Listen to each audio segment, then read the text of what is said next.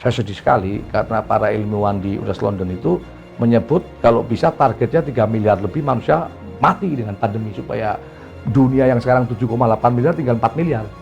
Supaya stabil, supaya bersih, supaya sehat katanya. Jadi harus memusnahkan 3 miliar lebih supaya dunia ini nggak terlalu penuh.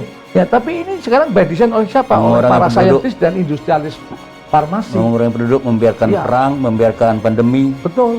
Mereka menciptakan pandemi, mereka menciptakan obatnya, lalu mereka menguasai dunia. Tapi targetnya adalah the population.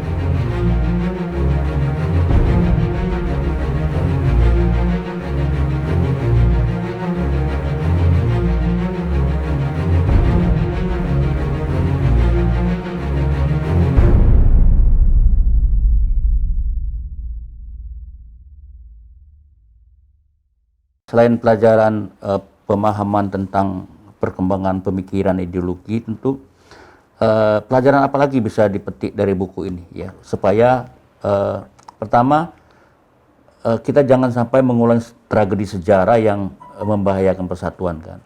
Soekarno jatuh, Soeharto jatuh, kemudian mungkin karena miskomunikasi ya antara Soekarno dengan siapa namanya Kartosuwiryo, gara-gara surat nggak nyampe, dipikir udah kalah kan pemerintah pusat, dilakukan pemberontakan gitu. Nah ini perlu ada pelajaran untuk bangsa ini.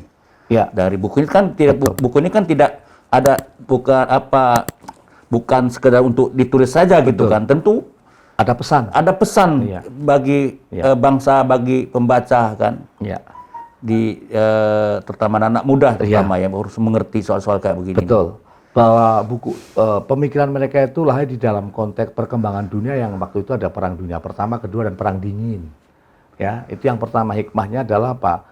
Karena ini kan bagian dari percaturan global yang arus besar dan kita masih formative years untuk nation building dan negara yang baru lahir ini nation state ya kan. Modern nation state itu prosesnya panjang dan kita bisa memetik pelajaran bahwa belajar berkaca pada sejarah Soekarno, Musso, Kartosuwiryo, maka alangkah baiknya kalau proses dialogis, proses belajar seumur hidup terus ditumbuh kembangkan di generasi penerus anak-anak muda supaya mereka tidak mengulangi lagi tragedi masa lalu di mana semuanya sama bercita-cita mengusir kolonialisme mencapai Indonesia merdeka tapi kemudian bersimpang jalan, berselisih dan kemudian bertikai. Dengan cara sendiri-sendiri gitu. Betul. Dan itu bisa kita tempuh dengan cara silaturahmi, tabayun, berdialog seperti sekarang ini, nggak perlu lagi gontok-gontokan gitu. Kalau kita mengambil konteks yang sekarang dalam demokrasi sekarang, perbedaan pendapat itu hal yang lumrah dan harus diselesaikan dengan tabayun, dengan dialog, bukan dengan pendekatan hukum.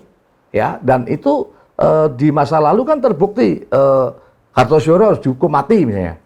Ya, tetapi hikmah yang lain adalah jangan juga menempuh jalan rebellion gitu loh. Bugot itu loh. Berontak itu kan bugot dalam Islam. Dan itu biaya sosialnya mahal sekali. Selain korban nyawa berjatuhan juga harga diri, dignity.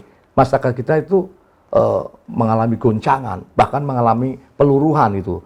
Nah, untuk supaya semuanya bermartabat, maka menjadi kunci itu saling memahami, saling menghormati, saling memaafkan. Kalau ada salah, kita dialoglah. Jangan menggunakan kekerasan itu. Yang saya tapi intinya demokrat ini, tapi dulu kan masih belajar kita. Masih belajar dulu ya. Masih belajar dan masih mencari jalan kan untuk melawan kelompok kolonial. Saya juga dulu nggak kebayang kok ada syarikat Islam didirikan, tapi mayoritas tokoh-tokoh belot ke kiri. Saya membayangkan nih pasti syarikat Islam kurang radikal nih ngadepin kolonial. Betul. Walaupun saya nggak ada studi. Nah, itu Samaun ngakui. Semaun dan Musso mengakui gurunya itu kurang radikal, Pak Cokro ini. Justru itu kurang radikal kan. Berat, memang berat ya, soft. Ada revolusi Bolshevik kan yang mempengaruhi internasional kan. Ditangkap oleh mereka. Ada Seneplit juga kan datang ke sebelum revolusi itu kan. Jadi yang bikin membuat zaman itu tambah bergerak, tambah panas gitu ya. Makanya apa istilah Puzo itu ya? An egg in motion. Ya, ini emotion. Nah, itu yang ditulis situ itu Takashi Shiraishi. Shiraishi ya. Takashi Shiraishi. Nah, jadi yang saya maksud itu zaman nggak terelakkan. Betul, nggak terelakkan. Perbedaan ideologi memang sudah dari awal terjadi kan. Betul. Bayangkanlah di munculnya NU itu antitesis Muhammadiyah 1926 kan. Betul. Jadi- NU 1926, Muhammadiyah 1912. Ya, kemudian untuk memperkuat organisasi perlawanan itu berdiri partai-partai kan Ya. di awal-awal partai tahun-tahun 20 kan ada PKI, ada PNI, PKI 1914. 19 14. tapi belum jadi PKI dia sebenarnya. Partai kan? Komunis Hindia Belanda Ya, namanya. India Belanda. Kemudian Ya, tahun Partai 92 baru Komunis komunis ya. Ya. Kemudian 1926 pemberontakan dan seterusnya. Iya. Nah, ini kan kalau kita catat zaman pergolakan ini bukan di Indonesia saja terjadi, banyak Iya. terjadi di negara-negara lain. Betul. Sama sekali perjuangan nanti saling berhadapan, saling kejar, bahkan saling membunuh kan. Betul. Nah, apakah satu keharusan sejarah orang perbedaan ideologi itu harus apa ya? Ya. Gimana menurut? Baik. Nah, berkaca pada peristiwa Bung Karno, Kartosuwiryo Muso, kita mensyukuri ideologi Pancasila karena di dalam perkembangan di Asia pada abad 20 juga terjadi perpecahan India. Iya. Indonesia ini bisa bertahan sampai hari ini kan ada Pancasila, Betul. ideologi yang menyatukan. India itu akhirnya pecah menjadi Pakistan sama Bangladesh karena gesekan ideologi dan tidak bisa dijembatani lagi, sehingga Pakistan menempuh jalan sendiri, Bangladesh pun menempuh jalan sendiri. Kebetulan mayoritas Muslim di Bangladesh sama Pakistan. Artinya di situ ada pelajaran berharga bahwa Pancasila yang dilahirkan oleh founding fathers ini, Soekarno sebagai penggalinya berhasil merengkuh dan menghimpun semua kekuatan sosial menjadi dalam satu unit politik yang bernama Republik Indonesia. Dan sampai hari ini bertahan. Sementara India yang juga merdekanya hampir sama, Ya. 1940-an 47 gitu. dia. Tapi dia pecah menjadi 3 negara. Dia 47 berarti. Iya, kita lihat juga di masa lalu Cina dengan Taiwan akhirnya juga berbeda, Korea Utara dengan Selatan. Tapi itu soal ideologi. Dan Sri Lanka sempat hampir mengalami antara Sinhala dengan Tamil. Masih tapi sekarang. akhirnya masih bisa damai lah, walaupun masih ada friksi-friksi. Tapi Indonesia ini bagaimana menjaga itu sesuai melihat pelajaran sejarah ya, karena sejarah itu tidak boleh dilupakan. Jas merah kata Bung Karno. Jangan sekali-sekali melupakan sejarah. Itu saya kira hikmahnya, karena Bung Karno sendiri sebagai seorang proklamator harus mengalami tragedinya sendiri yang membuat kita sangat berduka. Tapi Ya, itulah tentu kan sejarah perlu fakta. kita perlu strategi kebudayaan, Kebudayaan. strategi pemikiran Betul, ke betul. dalam mencermati lika-liku pertarungan ideologi Betul. kan.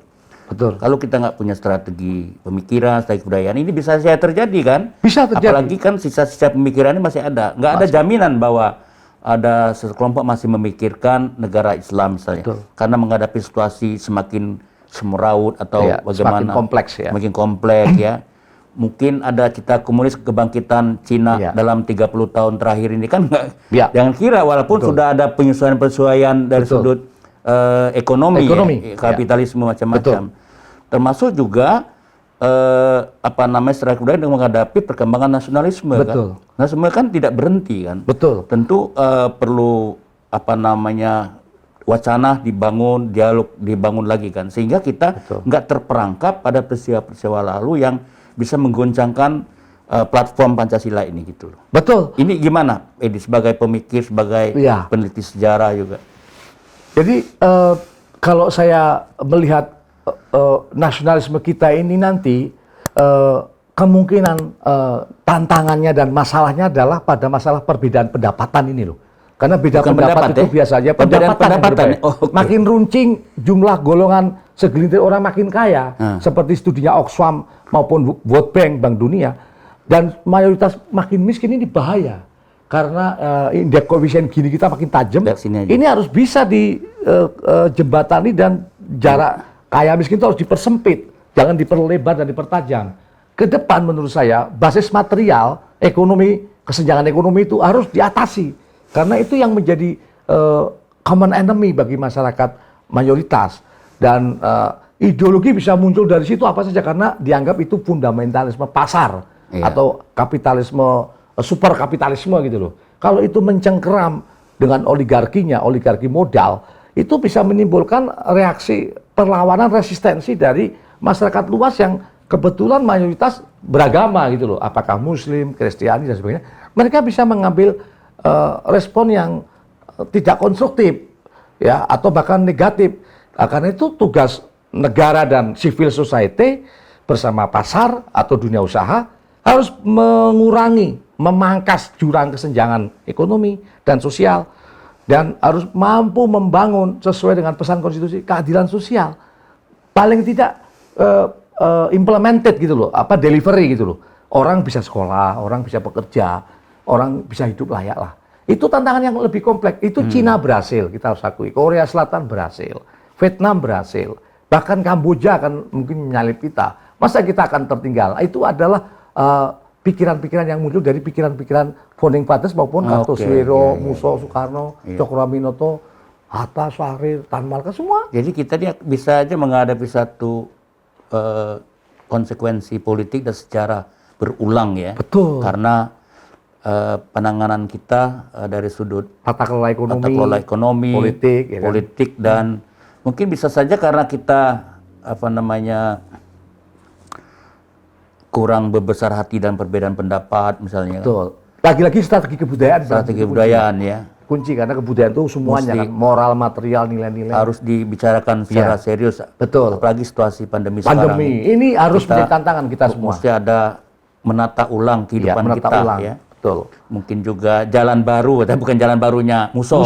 Ya, jalan baru yang sekarang ini. Jalan baru sekarang saya maksudkan. Pasca pandemi ini bagaimana? Ada jalan baru. Tentu untuk pertama yang paling penting itu adalah menjadikan Pancasila ini betul platform bersama.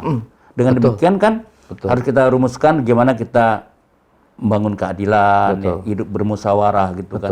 Karena itu kan tergantung dengan sebetulnya dengan cara kita beragama juga kan. Nggak bisa dipisahkan itu. Kalau saya punya hipotesa, semakin orang baik beragama, semakin baik itu Pancasila. Percaya nggak? Betul. Semakin modern juga mungkin orang kan lebih bertakwa atau beriman. Kalau saya percaya begitu. Iya. Jadi Pancasila ini mungkin menimbul masalah karena orang juga meninggalkan agama menurut saya. Ya, meninggalkan iman. Dalam pengertian spiritnya ya. Betul, spiritnya yang paling penting spiritnya. Nah, pemerintah juga jangan sungkan-sungkan untuk mengajak dunia usaha dan civil society untuk mengatasi masalah. Dan nggak boleh pokoknya gitu loh. Karena kebenaran itu relatif. Ya, mungkin pemerintah merasa paling benar dengan jalan yang sekarang, strategi yang sekarang, tapi kita melihat nggak efektif. Nah, ini harus berdialog. Karena hakikat demokrasi itu kan deliberate demokrasi, saling berdialog, bertukar pikiran bagaimana mengatasi pandemi, bagaimana mengatasi masalah ekonomi, bagaimana mengatasi kesenjangan. Di zaman Kartosuwiro, zaman Soekarno miskin sekali Indonesia loh. Betul, miskin sekali. Sekarang orang terpelajar waktu itu nggak nyampe 1%. Sekarang kan pakainya cuma selembar 2 lembar aja pakainya. Iya, itu kan. Ya, saya ingat bagaimana kehidupan Bung Karno yang sangat menderita waktu ditahan di Sukamiskin. Her, ini yang terakhir ya, namanya? Ini kan Soekarno, Musso ya, dan Kartosuwiro ini kan 3 serangkai ya, sama-sama menggali ilmu, belajar dengan Pak Cokroaminoto. Ya. Tadi sudah diceritakan dalam sejarah Indonesia ya, baik itu mulai mereka berkiprah tahun 20-an sampai pemberontakan, menimbulkan tragedi kan. Betul. Berdarah, Soekarno jatuh. Betul. Pernah nggak terbayang oleh Herdi ya, pertarungan ideologi seperti ini kalau terjadi lagi di masa depan? Jangan sampai lah. Gimana itu? Jangan sampai karena kita sudah berjuang bertahun-tahun dengan pengorbanan yang sangat besar dari seluruh anak bangsa ya, darah, harta, dan nyawa untuk melahirkan Republik Indonesia. Dan pelajaran dari masa lampau di mana pertumpahan darah sesama anak bangsa terjadi karena itu adalah perjalanan sejarah dari royan revolusi ya, karena revolusi itu selalu memakan anak-anak sendiri dan itu tidak boleh lagi terulang ke depan karena kita sudah sepakat dengan UUD 45 Pancasila dan kita sudah mengambil banyak pelajaran berharga dari masa lalu di mana ke depan kalau ada perbedaan-perbedaan apalagi menyangkut ideologi harus didialogkan, dimusyawarahkan dan dengan kepala dingin sehingga masing-masing pihak semua itu bisa berbicara, menyampaikan aspirasi, kepentingannya kemudian keinginannya dengan tenang dan dalam posisi sama-sama bermartabat, dignity. Tantangan kita ke depan kan hanya masalah bagaimana menyelamatkan lingkungan hidup, mewujudkan keadilan sosial, kan sudah merdeka. Kalaupun ada perbedaan-perbedaan yang sifatnya teknis atau ideologis itu bisa diselesaikan karena Soekarno, Musso, Kartosuwiro dan para pengikut sampai hari ini, ya, karena masih banyak juga anak-anak kiri, ya, itu sebaiknya tidak lagi menggunakan cara-cara kekerasan atau cara-cara lama dalam arti bahwa istilahnya itu orang Jawa bilang tumpas kelor atau disikat habis atau diganyang, itu sudah menurut saya sudah primitif lah, itu cara yang primitif. Kita ada cara yang lebih humanis, kan kita humanis semua, mendialogkan dan bertukar pikiran, seperti juga contoh itu ada pada periode yang lama. Ya, misalnya pada waktu Pak Natsir dengan Pak Leimena, dengan Aidit, dengan Katolik Pak Y. Kasimo, ya, Pak Leimena itu kan Kristen, Pak Natsir, Protestan. ya? Pak Natsir kan Muslim, Aidit kan komunis, dan Kasimo kan Katolik, kan semua bisa seperti keluarga. Muhammad Rum juga, Prawoto, Sukiman, dan itu mereka sudah memberikan teladan sehingga nanti kalau ke depan ada masalah ketidakadilan, kesenjangan, jangan lagi menggunakan kekerasan, tapi harus dengan akal sehat, dengan akal budi untuk mengatasi masalah dan saling koreksi, saling kontrol, saling imbang, saling check and balance apa kekurangan setiap pemerintah atau rejim dan apa yang harus dikerjakan supaya maslahat rakyat, maslahat umat ini tercapai, umat-umat beragama apapun, ya. Saya percaya itu, karena itu saya termasuk yang menolak kekerasan, anti kekerasan, karena itu tidak pernah menyelesaikan masalah. Iya. Dan saya yakin Bang Bursa generasi penerus sekarang akan memilih jalan dialog, jalan damai. Ya, tapi kan dinamika Indonesia ini kan nggak terlepas dari pergulatan global, ya. Betul, betul. Kalau kita lihat sejarah, timbulnya gerakan-gerakan domestik segi itu karena pengaruh global juga kan. Betul. Dan panjang kan, sampai tahun 60 sampai tahun 90 jatuhnya Soeharto kan. Bahkan sampai sekarang. Sampai sekarang ISIS itu ya termasuk. Nah, sekarang kan ada pertarungan yang sengit antara Barat, Amerika dan Cina. Dalam memperebutkan sumber daya kayaknya. Betul. Dan ini kan pasti berdampak ke dalam negeri kita. Betul. Pesan apa mau disampaikan Herdy dalam menghadapi bagi tokoh-tokoh kita, para cendekia, para intelektual, ya, politisi, ya. Sebab kita pernah terjerembab dari perang dingin itu loh. Betul, betul. Bung Karno ujung-ujungnya harus ke kiri gitu loh. Kalau kita netral mungkin enggak ya waktu itu kan, tapi kan terjerembab juga. Nah, zaman 98 Pak Harto terjerembab ke kapitalisme, terjatuh juga. Nah, ini sekarang jalan intelektual. Caranya gimana ini, Pak Herdy jelaskan? Di dalam pertarungan Cina dengan Amerika, saya belajar dari Pak Yono Sudarsono, Pak Sujatmoko maupun Hatta, Sahrir, berdiplomasi, Bung Karno juga. Itu kepiawaian berdiplomasi penting karena sejarah kita membuktikan sejak awal payung pertahanan kita itu Amerika. Ya, Pak Harto bisa membangun 30 tahun itu karena payung pertahanannya Amerika. Tentara kita belajar di Amerika dan Barat lah pokoknya. Nah, dalam konteks dengan Cina, kita boleh berdagang, kerjasama ekonomi, tapi jangan ngeblok, ya. Jangan terlalu condong, jangan terlalu dekat dengan Cina, karena menurut sejarah politik kita dari dulu, Indonesia itu kalau ada masalah itu Barat yang membantu. Dan itu meskipun kita berhubungan baik dengan Soviet atau Rusia, dengan Cina, nggak masalah, tapi jangan terlalu dekat, terutama dengan Cina, ya, dengan Cina, karena Amerika ini sekarang lagi bermusuhan dalam tanda petik dengan Cina ini, sehingga politik luar negeri kita harusnya tetap bebas aktif, non blok, ya, tetapi kalau harus memilih condong kemana, mungkin condong ke Barat, karena Baratlah yang melahirkan konferensi meja bundar, Papua dikembalikan itu kan Barat yang membujuk Belanda, Amerika, ya. Amerika itu sejarah yang nggak bisa disangkal. Ketika Bung Karno terlalu dekat dengan Cina dan Soviet, Amerika menggulingkan Bung Karno. Karena Barat merasa kecolongan kekasihnya yang di Asia Tenggara ini kok ditempel terlalu dekat sama Cina, sama Moskow. Nggak mau Barat. Sekarang juga begitu. Ini Pak Jokowi ada tantangan berat kalau boleh bicara jujur, ya, bahwa dalam diplomasi luar negeri harus peka bahwa Amerika dan Eropa dan sekutunya kurang happy dengan kedekatan pemerintahan Jokowi dengan Cina. harus ada penyusunan ulang lah, install ulang nih, bagaimana foreign policy kita supaya bisa bebas aktif, non-blok, dan tetap terhormat ya, punya dignity, karena ini menyangkut kepentingan nasional maupun juga kepentingan global. Nah, kalau kita tidak pandai-pandai berdiplomasi, mengambil pilihan yang tepat, saya khawatir kita dipersulit seperti sekarang ini. Bukan, bisa Nggak bergerak bisa juga. Kebayangkan menimbulkan masalah seperti dulu lagi. Oh iya, itu Pergolakan. akhirnya nyeret ideologis gitu, Ideologi terseret-seret gitu kan, ideologis. Ya. terseret, kemudian Terseret. ada intervensi Dari macam-macam. luar. Tapi bisa nggak terjadi itu ya? Ya itu bisa terjadi kalau kita menghadapi krisis yang sangat besar, terutama pandemi ini kan ada dua kan, krisis kesehatan atau krisis nyawa, dan kedua krisis ekonomi. Ya. Dua-duanya krisis nyawa. Kalau ekonomi mati kan nyawa juga mati. Nyawa juga mati. Nah, dalam konteks ini harusnya pemerintah menata ulang foreign policy-nya untuk sesuai national interest, dan kalau bicara soal uang, Cina nggak akan sebanyak Barat duitnya. Amerika kan bisa cetak uang kapan aja. Dia super power kok. Dan tentara kita semua kan belajar ke Barat. Cina juga mulai super power sekarang. Ya, tetapi dia super power tanggung lah. Di kampung-kampung masih miskin. Orang Cina itu 1,5 miliar itu yang miskin masih Banyak sekitar sekali. 800 juta. Yang kaya itu kan 400-500 juta. Itu pun nggak berani keluar. Dia masih main di dalam negeri. Main judi dalam negeri, kasih dalam negeri.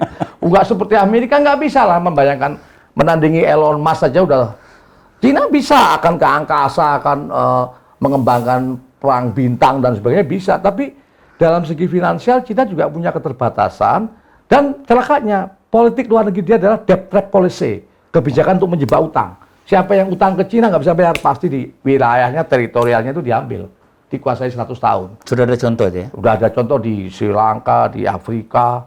Jangan-jangan sampai kita di trap utang. Jangan sampai. Jadi negara bagian gitu maksudnya? Ya, itu repot. Kalau Barat bisa dengan debt substitutor, bisa dengan dibayar dengan hutan, penghijauan kembali, kesehatan lingkungan, penyihatan lingkungan. Kalau Cina enggak, dia uang harus bayar uang. Oh. Cina itu belum kaya raya itu kan digede-gedein Barat saja. Enggak lah, orang Cina itu duitnya nggak seberapa dibandingkan Barat. Arab aja duitnya luar biasa kok. Tapi nggak seberapa juga kan Arab. Enggak lah, Arab kalau dikumpulkan uangnya, dia bisa Seluruh Arab maksudnya? Iya, negara-negara kecil kayak Saudi dan sebagainya itu. Iya. Perputaran uangnya luar biasa, dia simpan di Barat kok. Tahu saya. Karena gini, karena yang beli minyak tinggal Cina. Ya. Barat udah nggak butuh BBM, yang butuh BBM itu Cina. Iya, orang-orang Asia lah. Iya, Asia. Nanti kalau mobil sudah listrik semua, sejarah akan berubah. Iya. Tapi dengan pandemi ini, peradaban berubah, dunia berubah. Dan yang saya dengar nih, saya sedih sekali karena para ilmuwan di Universitas London itu menyebut kalau bisa targetnya 3 miliar lebih manusia mati dengan pandemi, supaya dunia yang sekarang 7,8 miliar tinggal 4 miliar. Supaya stabil, supaya bersih, supaya sehat katanya. Iya. Jadi harus memusnahkan 3 miliar lebih supaya dunia ini nggak terlalu penuh. Nah, itu pandangan mereka. Maka berlakulah itu yang dibilang Bang Hariman, Malthus, Darwinisme. teori Malthus itu. Itu teori Malthus itu. Ya, tapi ini sekarang by design oleh siapa? Oleh para saintis dan industrialis farmasi. Mengurangi penduduk, membiarkan Iya. perang, membiarkan pandemi. Betul. Iya. Mereka menciptakan pandemi, mereka menciptakan obatnya, Iya. lalu mereka menguasai dunia. Menguasai dunia. Tapi targetnya adalah depopulation gitu loh. Mengurangi populasi Iya, dengan populasi. ini, Dan dengan itu cara-cara dengan cara-cara tadi pandemi, dengan Ya, cara-cara menciptakan krisis kesehatan, penyakit-penyakit itu dibocorkan oleh para ilmuwan dari Universitas London yang saya peroleh. Dan itu teman-teman saya dari UI juga menyampaikan hal yang sama, terutama murid-murid Pak Emil Salim. Saya ngeri, kok tega gitu loh. Waktu Perang Dunia kedua saja mungkin sekitar 61 juta orang tewas di Eropa, itu sudah mengerikan. Ini targetnya tidak perang tapi pandemi, wah itu mengerikan sekali. sekarang sudah Depopulation itu. 2 juta ya, Depopulation. seluruh dunia 2 jutaan. Iya. Targetnya itu 3 miliar lebih kalau bisa, apa nggak Oh, mengerikan. masih panjang tuh. Kira-kira begitu, tapi obrolan ini adalah obrolan para ilmuwan yang dengan rileks menyampaikan ada target ke sana. Saya pikir itu aja Pak Erdi ya. Ya, Kita udah di penghujung itu, dan mudah-mudahan